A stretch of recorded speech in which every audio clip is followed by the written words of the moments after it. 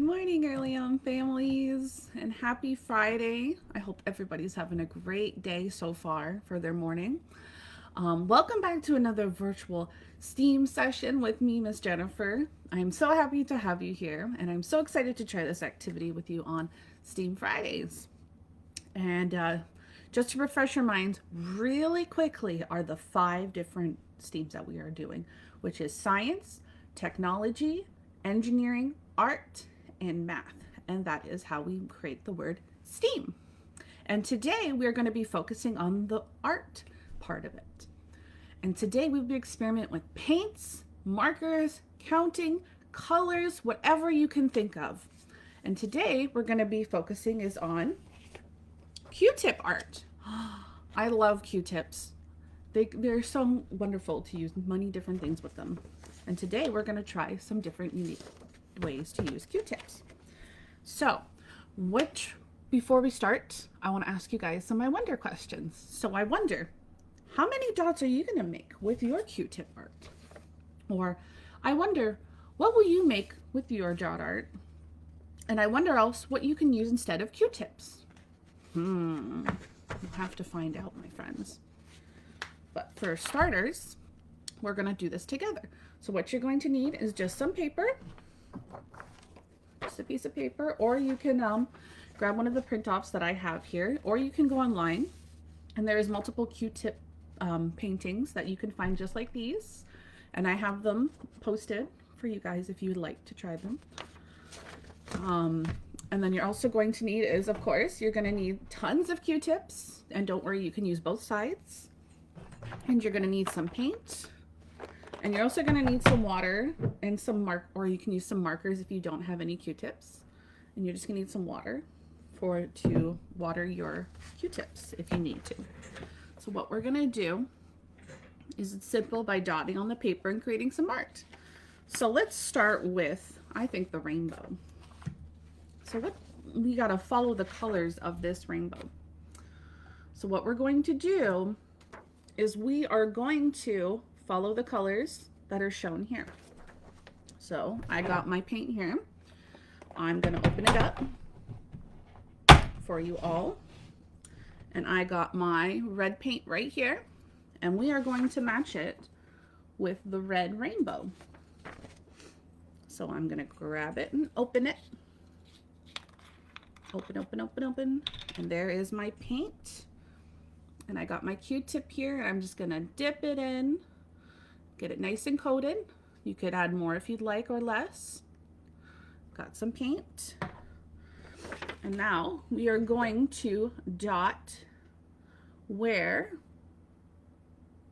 there are little dots. So we're gonna go 1. You could also do counting while they do this. I'm just gonna do a few here to show you guys. And this is great for hand coordination. See, there we go. I got some little dots here that I did. And it's great to help them keep in the lines, to teach them how to keep in. And also it teaches them how the different colors by following the colors that are shown. It also is great for counting. So you can count how many dots they're dotting on their rainbow or their art. And then you can do multiple different STEAMs together. All right, so there is my first completion, which is the red little line around the rainbow. But if you want to just be super fun and super creative, you can just grab a normal piece of paper and you can just dot whatever colors you like on it. So let's see, let's try some blue here. So I got my blue, and I'm just gonna have some dotting time here. There we go. I'm gonna make, I'm gonna make a square. Can you see the square? I see the square. And then you can do other colors and just make as much art as you want with all of your Q-tips that you have.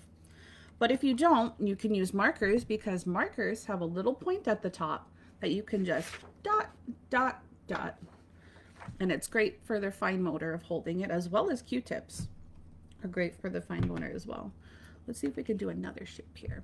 I got some purple or pink here. I'm gonna dip it in, and we're gonna make, let's make a heart like I showed you earlier.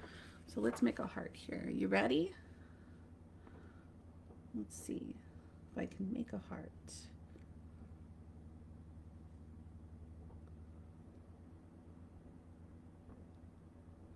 Look at that, my friends. Can you see the heart? It's a little bit wonky, but it works. And that is our Q-tip art for today. If you have not tried, I would recommend you do, as we have some little pictures in the comments or in our posts if you guys would like to print these off, or you can find them online on YouTube or Google and find them and print them off yourselves. There's multiple different ones that you can do for ones that are wanting more of a challenge. There's bigger ones. Thank you all for being here. But before we go, I just want to say you can find different materials in your house if you wanted to have more of a learning process of it. So you can find things that have a flat surface or just any dotting type mechanism like a marker or a Q-tip. And now we're going to go and figure out what they're learning. So this is the fun part. So they're learning about their number recognition of counting how many dots they have and how many they've filled in.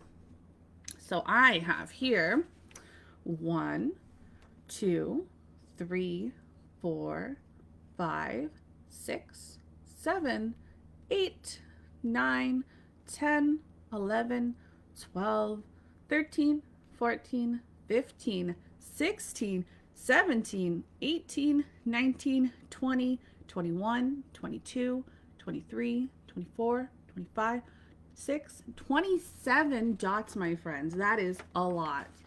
It might be a lot for some of your little children, but you can at least count at least up to 10 with them of how many they've gotten so far, if that's a lot for them. Or you can just do it individually like this and just count how many dots they made here. So I have 1, 2, 3, 4, 5, 6, 7, 8. 8 blue dots. And that is some great number recognition of counting how many dots, and that brings in the number recognition. And now the fine motor is working their little muscles when using Q-tips or markers, of holding it and dabbing it while using their pincer grasp, of holding their little marker or Q-tip. And now there's expression. They're expressing through the art by they're creating their own. It's all about the process and not the product, I love to say. And it's just great knowing that this is kind of both process and product. But it doesn't have to be perfect in the lines. But it could be something that you would like to hang up. Or like we said, it's all about the process. So this is about the process and not the product. So we're just doing whatever we would love to do.